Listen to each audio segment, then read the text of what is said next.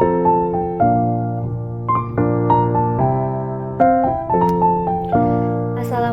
warahmatullahi wabarakatuh. Kepada yang terhormat Bapak Muhammad Rizal SPDI MPD selaku dosen pengampu mata kuliah Pendidikan Agama Islam offering A16 dan juga teman-teman sekalian yang saya sayangi. Sebelumnya perkenalkan, nama saya Kafisa Astrela, NIM 2101316000875 dari Prodi Administrasi Pendidikan offering A16. Di sini saya akan menyelesaikan tugas pelengkap UTS atau ulangan tengah semester mata kuliah Pendidikan Agama Islam, yaitu dengan cara sharing atau sosialisasi kepada teman sebaya Ibnu IPPNU tentang aswaja atau Ahlus Sunnah wal Jamaah.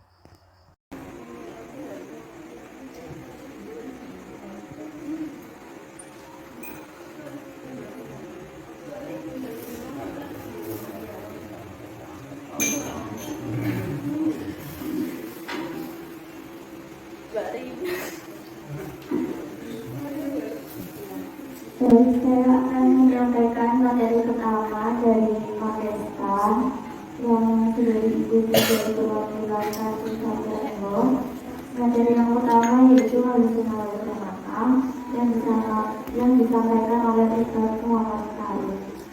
Yang pertama yaitu latar belakang lahirnya Ahlus Sunnah wal Jamaah. Jadi karena konflik pertama antara Muslim dan Kafir. Konflik kedua pada saat masa Ali Muslim setelah tokoh dan al-Masih. Konflik ketiga Ahmad bin Hanbali. Kemudian muncul yang Mu'tazilah yang disitu dijelaskan mendewakan akal. Kemudian terjadi konflik antara ahli fikih dan ahli tasawuf, muncul Abu Hanif al-Ghazali. Aswaja merupakan titik tengah antara Jabariyah dan Qadariyah. Qadariyah adalah segala sesuatu yang kita lakukan apakah Allah SWT, sedangkan Jabariyah adalah segala sesuatu yang tergantung dari Allah. Khawarij adalah mudah mengkafirkan atau kurang dari Ghazali. Murji'ah lebih lepaskan kita yaitu melakukan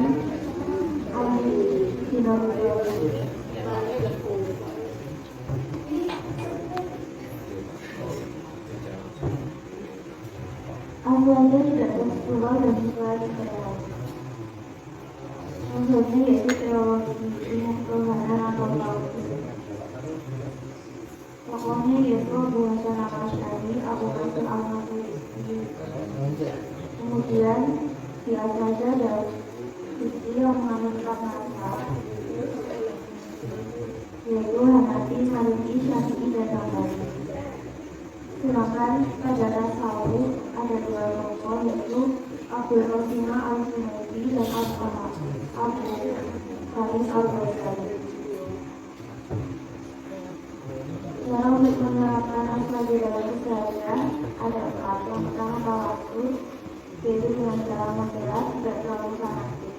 Hadisnya atau suratnya dapat dalam Al-Baqarah ayat 149. Yang kedua yaitu tawadud, berimbang, tidak asal menilai, ada dalam surat Al-Hadid ayat 25. Ada juga tasawuf tentang toleran, yaitu mengajak mereka menuju prinsip yang tidak sama.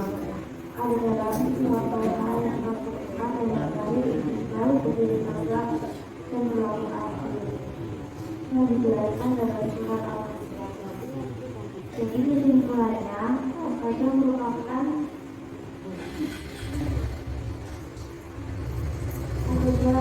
aswaja mengajarkan tentang kesamaan. Yang kedua, aswaja berpegang pada sunnah. Dan yang ketiga, akidah aswaja mengikuti aswaja mengikuti aswaja mengikuti Hanafiyah, Maliki, Syafi'i, dan Hambali, dan aswaja mengikuti Al-Hadid dan Al-Ghazali. Yang materi dari materi aswaja selanjutnya saya persilakan materi. Jadi saya akan menyampaikan materi pertama dari Pakesta yang sudah diikuti dari perwakilan kasus Santero. Materi yang pertama yaitu halusinasi makam yang disampaikan oleh Ustaz Muhammad Karim. Yang pertama yaitu latar belakang lanjutnya halusinasi makam. Jadi karena konflik pertama antara Muslim dan Akal. Konflik kedua pada saat masa Ali Muslim setelah tokoh dan al-Masih. Konflik ketiga Ahmad bin Hanbali. Kemudian muncul yang ketiga yang itu menjelaskan dewakan akal.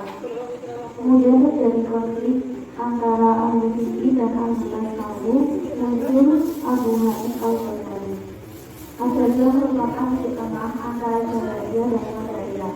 Qadariyah adalah segala sesuatu yang kita lakukan apakah Allah Subhanahu wa Ta'ala. Sedangkan Jabariyah adalah segala sesuatu yang tergantung dari Allah. Khawarij adalah mudah mengkafirkan atau kurang dari Ghazali. Kita lebih lepaskan kita yaitu melakukan al-sinabiyah.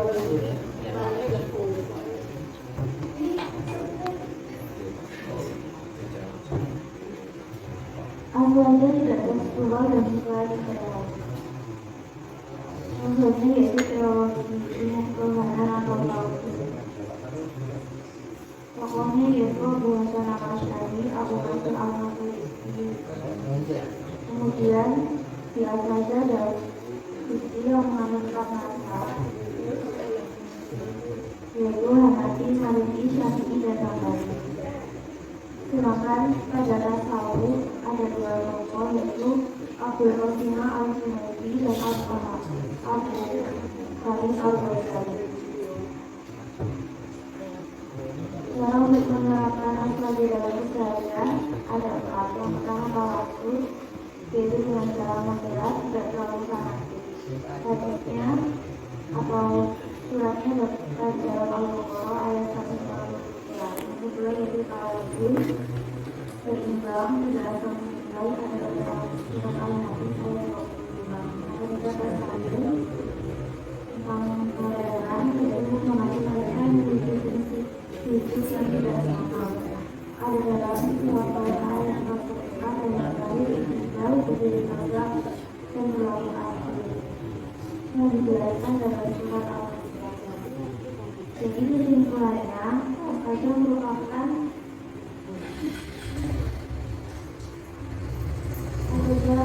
Al-Qaeda mengajarkan akal secara akal. Yang kedua Al-Qaeda berpegang pada benar. Yang ketiga akidah Al-Qaeda mengikuti Masyarakat masih juga seperti yang mengikuti Hanafiya, Maliki, Syafi'i dan Hambali dan Syafi'i mengikuti Al-Hadis dan Al-Ghazali. Yang materi dari materi asalnya selanjutnya saya persilakan materi. Saya akan menyampaikan materi pertama dari Pakesta yang sudah diikuti dari perwakilan kasus Santero. Materi yang pertama yaitu halusinasi makam yang disampaikan oleh Ustaz Muhammad Karim. Yang pertama yaitu latar belakang lanjutnya halusinasi makam. Jadi karena konflik pertama antara Muslim dan Akal. Konflik kedua pada saat masa Ali Muslim setelah tokoh dan al-Masih. Konflik ketiga Ahmad bin Hanbali. Kemudian muncul yang ketiga yang itu menjelaskan dewakan akal. Kemudian terjadi konflik antara al-Masih dan al-Tasawuf muncul Abu Hanif al-Ghazali. Al-Ghazali merupakan di tengah antara Jabariyah dan Qadariyah. Qadariyah adalah segala sesuatu yang kita lakukan apakah Allah Subhanahu wa Ta'ala. Sedangkan Jabariyah adalah segala sesuatu yang tergantung dari Allah. Khawarij adalah mudah mengkafirkan atau kurang dari Ghazali. Kita yaitu dikepaskan A yaitu melakukan al-sinodologi.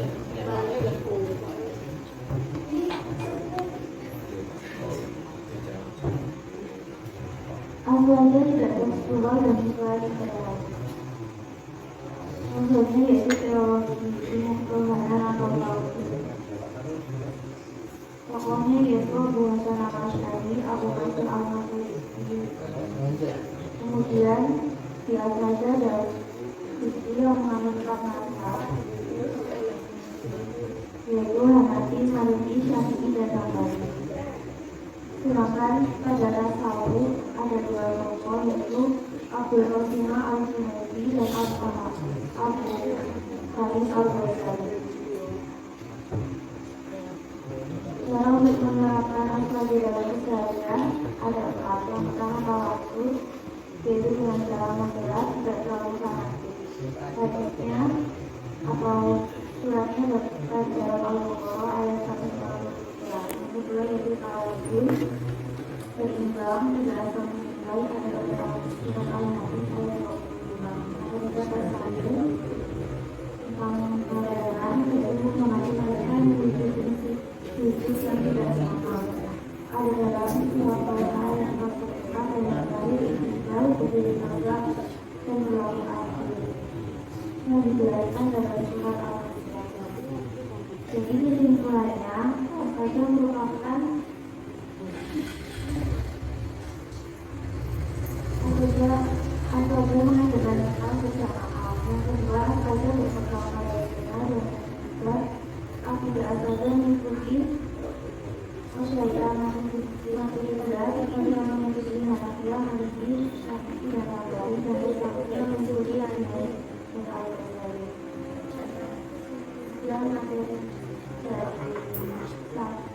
Yang materi dari materi asalnya selanjutnya saya persilakan materi.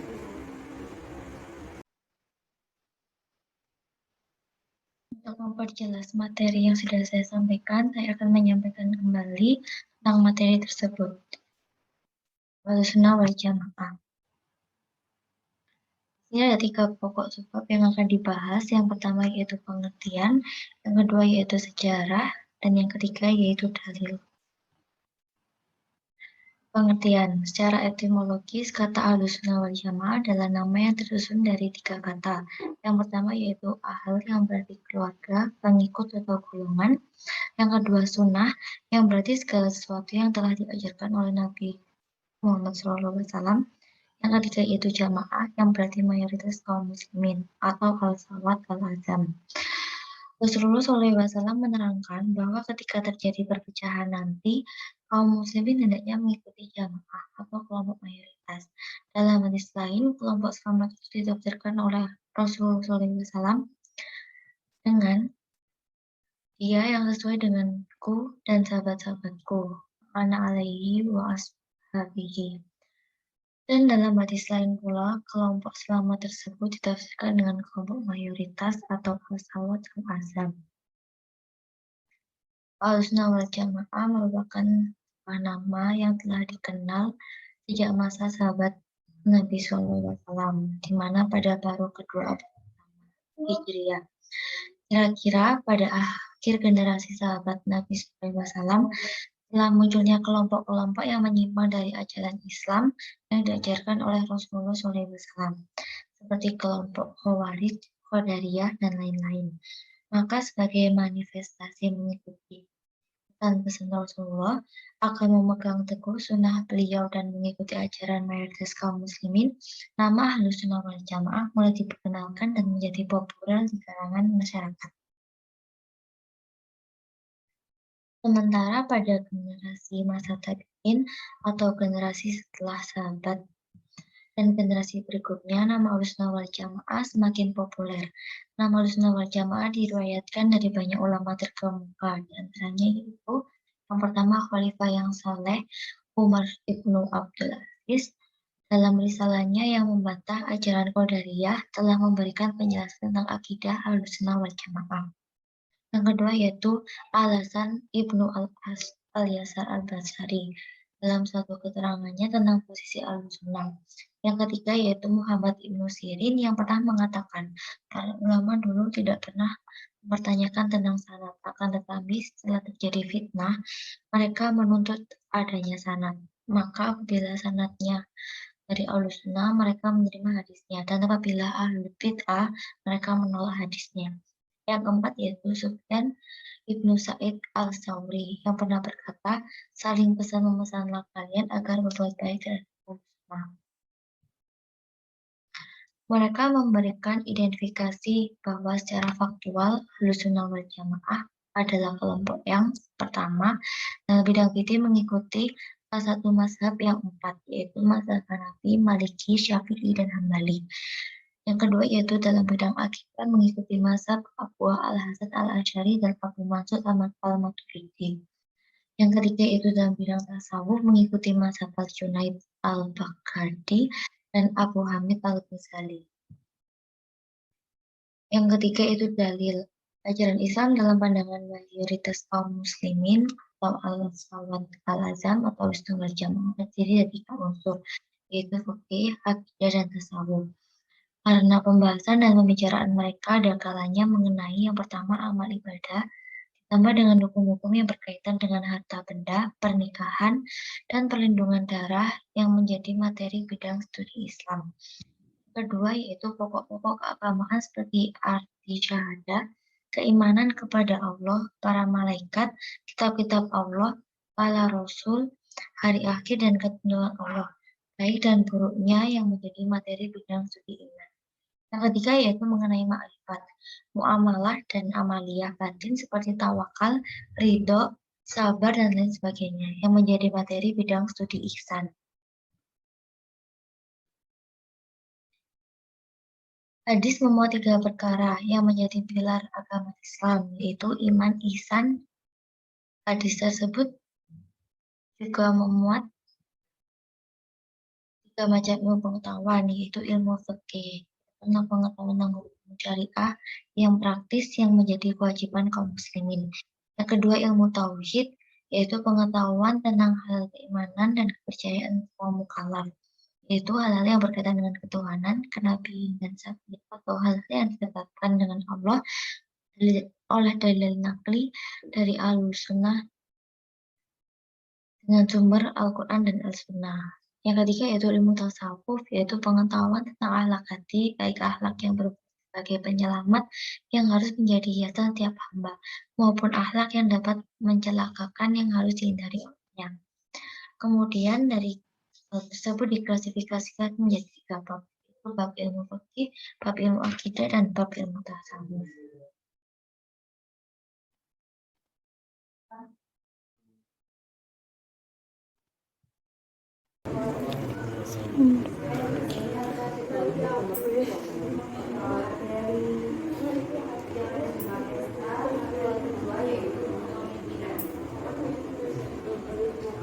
Kepemimpinan adalah sebuah kemampuan yang terdapat di dalam diri seseorang untuk bisa mempengaruhi orang lain atau membantu gerakan itu untuk mencapai tujuan. Fungsi kepemimpinan secara etimologi refleksif dari bahasa Inggris yaitu pemimpin yang bersifat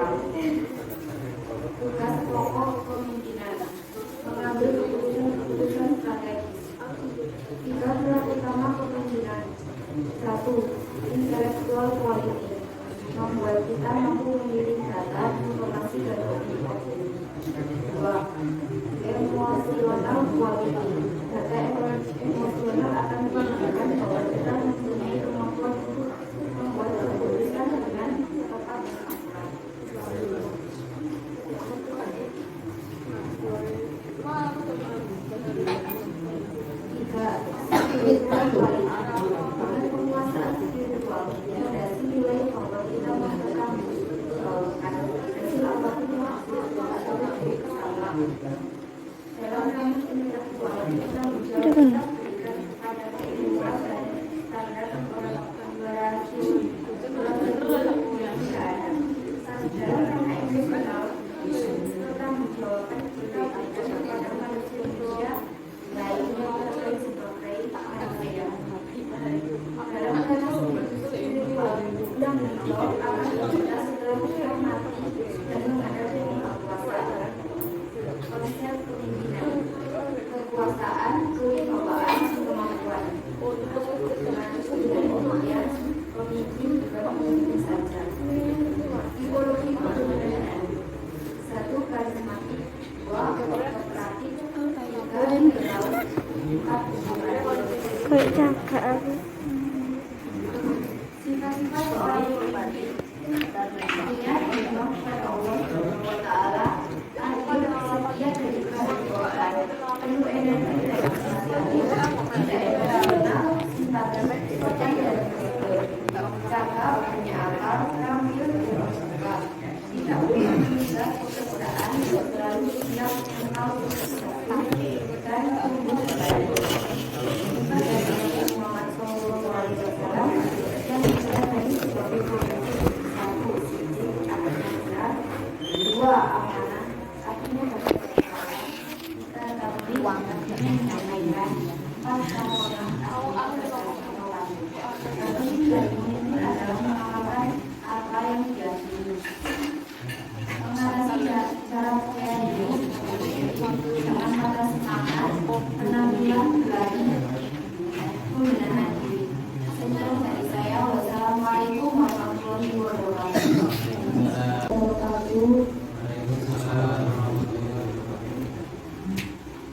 Ini saya akan menyampaikan materi saya yaitu tentang IDPNU.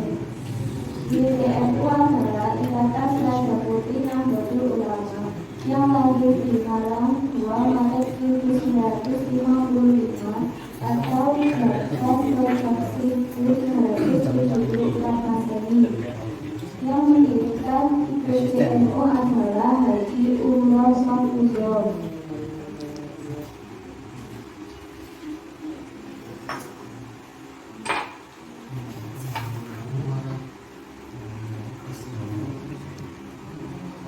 Tujuan dari negara itu terbentuknya IPCNU adalah terbentuknya kesempurnaan putra putri Indonesia yang bertakwa kepada Allah Subhanahu wa Ta'ala, yang berilmu dan berakhlakul karimah. 2. Agar tegak dan berkembangnya syariat Islam menurut paham Ahlussunnah wal Jamaah. 3. Terbentuknya kader bangsa yang berwawasan nasional. Dan yang keempat, terbentuknya masyarakat Indonesia yang adil dan makmur berdasarkan Pancasila dan Undang-Undang Dasar 1945.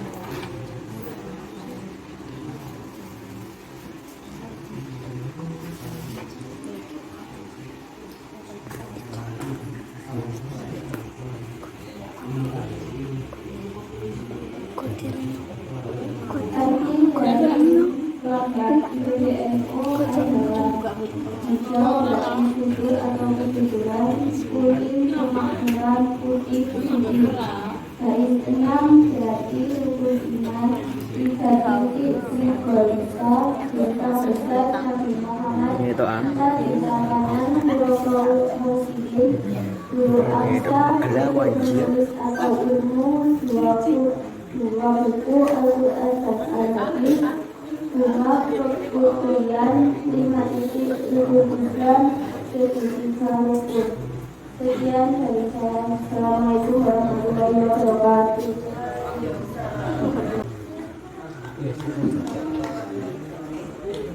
Assalamualaikum warahmatullahi wabarakatuh. Di sini saya menjelaskan tentang keilmuan.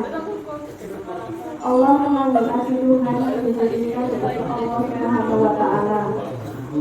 Allah itu dari Allah karena kata ulama memberatkan membacanya, maka anak setengah-setengah dijelaskan. Allah itu menghargai hambanya yang tidak iman kepada Allah ataupun iman kepada Allah. Kesatuan Allah tidak sama dengan kesatuan makhluk. Allah itu wujud, wujud Allah tidak sama dengan makhluk. Wujud itu ada Allah, itu adalah Allah tidak diawali dengan keadaan. Sila pertama dalam tanda sila dapat disimpulkan artinya bahwa Indonesia adalah negara yang beragama.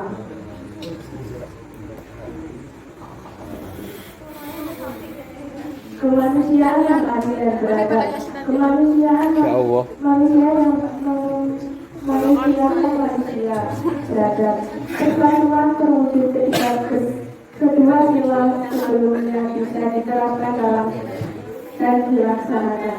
Sila keempat, cara orang berpolitik atau berorganisasi. Siapapun yang menjadi pemimpin harus bijaksana dan hikmah. Sila kelima, maka pemimpin dan rakyat Indonesia bersatu dengan keadilan. Semua agama sama-sama dalam mendidikan dalam kebaikan. Sekian dari saya. Wassalamualaikum warahmatullahi wabarakatuh.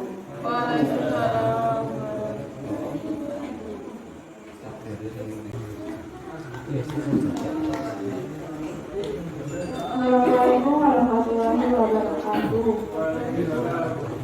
Di sini saya menjelaskan tentang keilmuan. Allah mengambil arti Tuhan menjadikan seperti Allah Subhanahu wa Ta'ala. Allah itu dari Allah karena kata ulama memberatkan membacanya, maka harus di tengah-tengah disampaikan. Allah itu menghargai hambanya yang tidak iman kepada Allah ataupun iman kepada Allah. Kesatuan Allah tidak sama dengan kesatuan makhluk. Allah itu wujud, wujud Allah tidak sama dengan makhluk. Wujud itu ada Allah, itu adalah Allah tidak diawali dengan keadaan. Sila pertama dalam tanda sila dapat disimpulkan artinya bahwa Indonesia adalah negara yang beragama.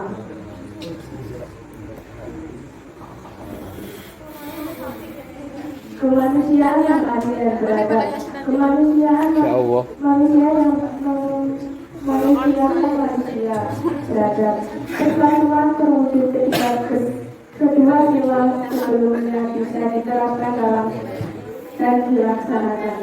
Sila keempat, cara orang berpolitik atau berorganisasi. Siapapun yang menjadi pemimpin harus bijaksana dan hikmah. Sila kelima, maka pemimpin dan rakyat Indonesia bersatu dengan keadilan. Semua agama sama-sama dalam mendidikan dalam kebaikan. Sekian dari saya. Wassalamualaikum warahmatullahi wabarakatuh.